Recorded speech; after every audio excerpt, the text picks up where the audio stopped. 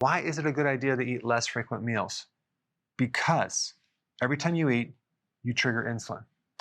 Every time you eat carbs, you trigger insulin. So that means that when you go buy food, you have to start reading the labels and looking at the sugar content. You want it as close to zero as possible.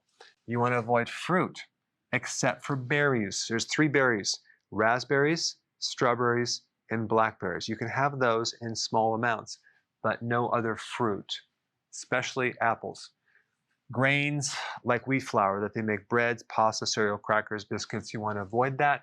But guess what? There's a substitute.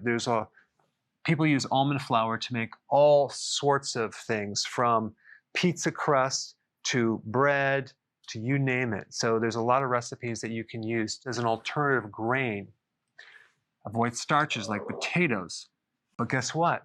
There's all these recipes that you can make out of cauliflower that is very similar to the starches, not identical, but you can make things that are very close to tasting like mashed potatoes. You can even make a cauliflower crust for your pizza. It's quite good.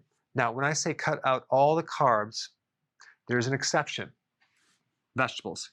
In fact, you want to consume more vegetables, at least 7 cups, even more. That could be salads or other types of vegetables like bell peppers, like cabbage, like broccoli, like kale, Brussels sprouts. And at this level that I'm teaching you, you can even do carrots and tomatoes, beets. Don't worry about that. You can have those.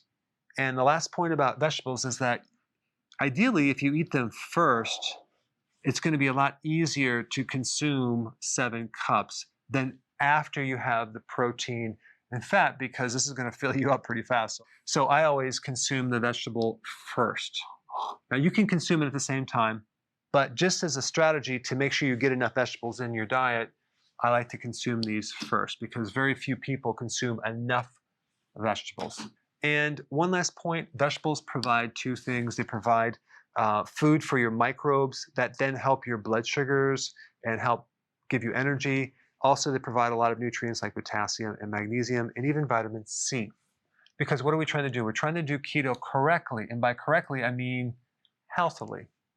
Okay, number 2, moderate protein.